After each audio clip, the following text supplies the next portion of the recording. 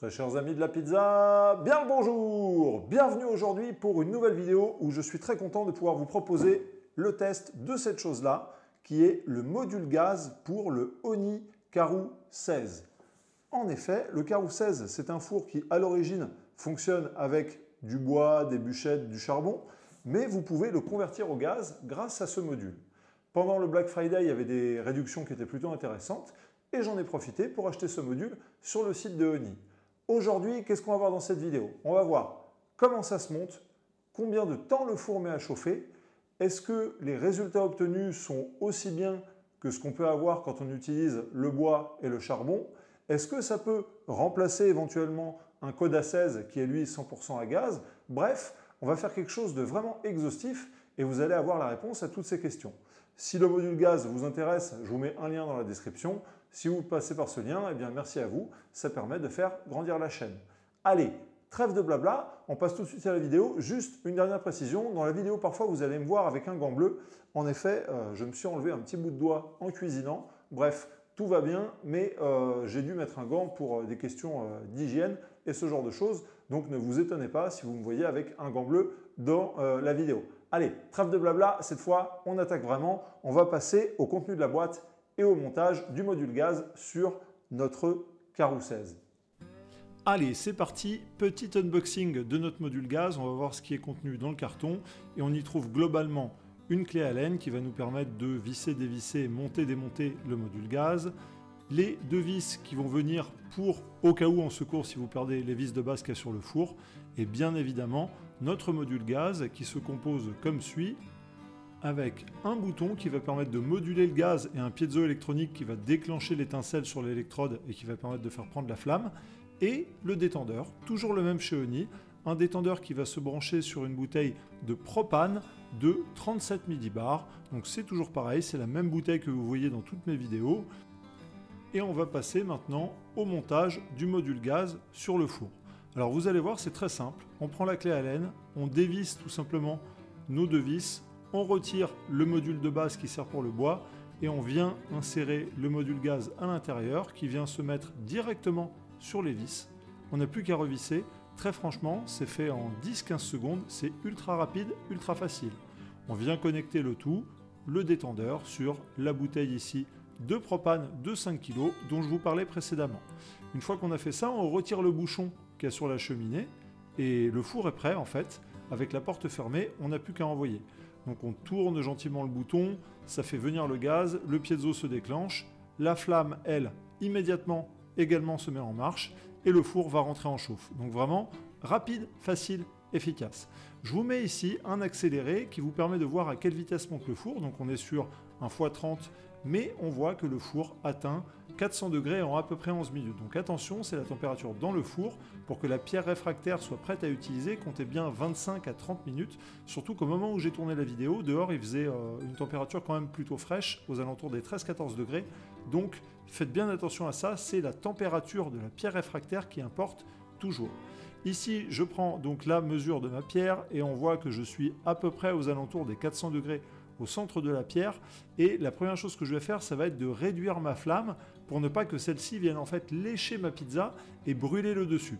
Et là, on voit un défaut un petit peu de ce brûleur gaz, c'est que eh bien, on est en train de régler la flamme derrière, mais on voit pas comment elle évolue, si elle est assez forte, pas assez forte, donc c'est un petit peu galère, on est toujours obligé de transitionner entre l'arrière du four et le devant du four. Je choisis d'enfourner, et là ici on est vitesse réelle, je vous ai mis le chrono, et comme on peut voir, eh bien, la flamme manque de force, donc je décide de l'augmenter un petit peu, encore une fois je vais derrière, je vérifie, pas toujours pratique, mais bon, c'est un premier essai, on va voir ce qu'il en sort. Maintenant, l'image accélère un peu, regardez aussi la température à l'intérieur du four, vous pouvez voir qu'elle baisse, malheureusement, parce que la flamme n'est pas assez forte.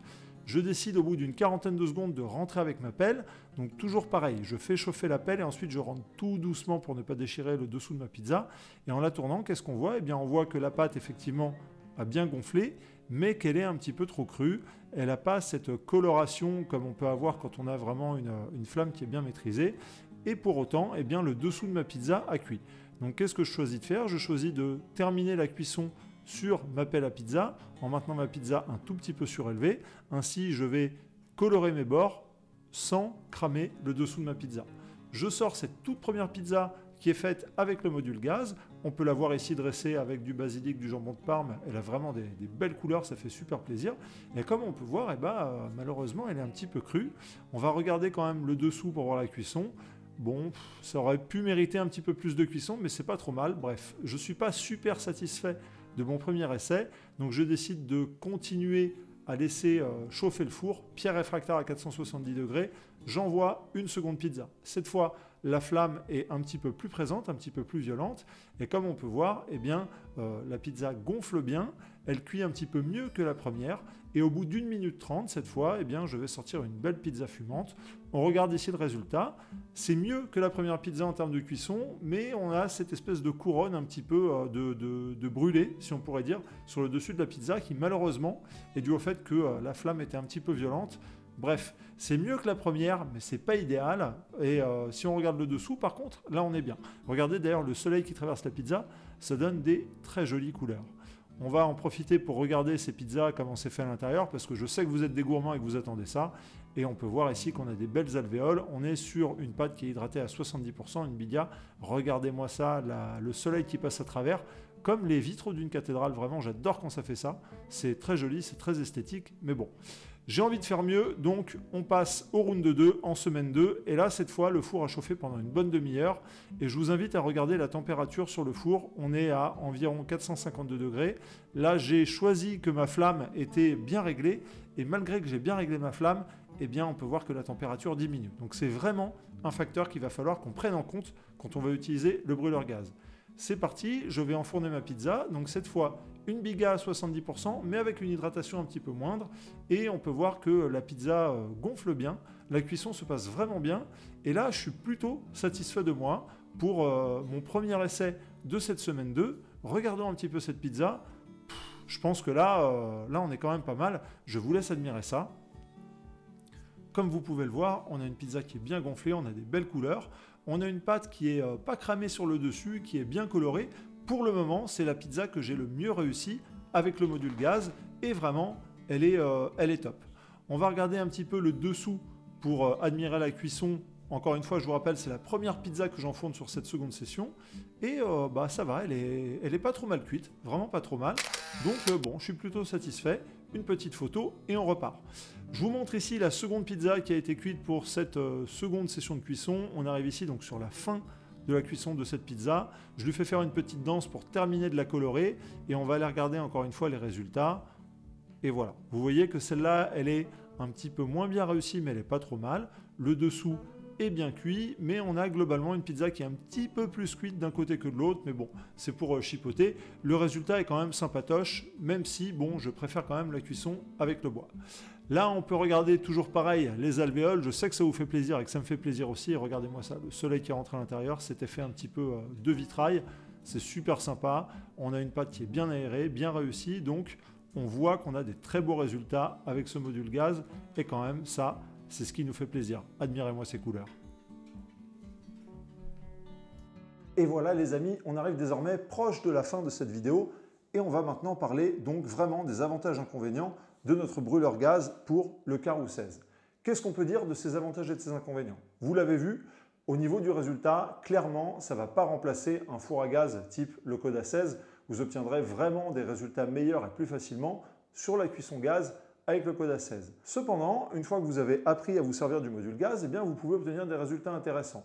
Vous allez devoir tenir compte du fait qu'il va falloir quand même faire chauffer le four pendant une bonne demi-heure pour avoir une pierre réfractaire qui soit vraiment à la bonne température et qui puisse cuire la pizza napolitaine rapidement.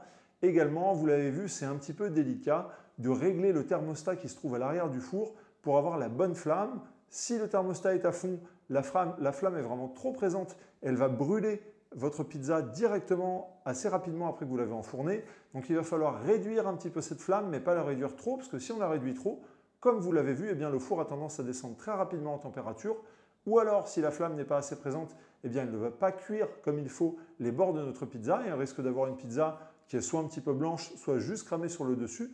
Bref, il y a quand même un temps d'apprentissage qui est nécessaire pour pouvoir sortir de très belles pizzas avec le module gaz. Cela étant, encore une fois, comme sur tout type de matériel, une fois qu'on a compris comment ça fonctionne, on peut s'en tirer. Au niveau des résultats, toujours pareil, vous l'avez vu, vous vous en doutez, on a quand même des meilleurs résultats quand on cuit au feu de bois avec le Carrou 16. Le four est quand même originellement fait pour ça à la base. Disons que le module gaz peut vous dépanner une fois de temps en temps si vous êtes à court de bois, ou alors imaginons par exemple que vous recevez beaucoup de monde à la maison et que vous n'avez pas envie de gérer le bois, et bien dans ce cas-là, vous mettez le module gaz et ça peut peut-être être un petit peu plus facile. Bref, ce n'est pas quelque chose qui est idéal. On va dire que si on devait le noter sur 10, moi je lui mettrais une note de 6. C'est satisfaisant, mais ce n'est pas non plus ultime. Donc voilà, si vous pensez que le Carrou 16 peut être un four 100% dédié au gaz, je ne vous le conseille pas. Passez plutôt par le Coda 16. Et si vous avez déjà un Carrou 16 et que vous voulez comme ça un petit peu jouer, un petit peu varier les plaisirs, eh bien n'hésitez pas, si vos finances vous le permettent, pour à peu près une centaine d'euros de mémoire, eh bien vous pouvez acquérir ce module-là. J'espère que cette vidéo vous a été utile. Si c'est le cas, n'hésitez pas à mettre un petit pouce bleu. Par avance, merci. Ça permet de faire grandir la chaîne. Également, abonnez-vous. C'est ma récompense. Ça me permet bien toujours de faire plus de vidéos, plus de tests de recettes, de matériel. Donc vraiment, merci à vous qui mettez des pouces bleus, qui vous abonnez, qui mettez des commentaires. C'est très important. Dites-moi également si vous-même, si vous êtes possesseur du Carrou 16, si vous avez eu l'occasion de tester le module gaz et si vous avez eu les mêmes résultats que moi. J'étais très content, en tout cas, de vous faire cette vidéo, de vous faire ce test de matériel. Portez-vous bien, cuisinez bien, faites de belles pizzas et on se retrouve la semaine prochaine. Ciao!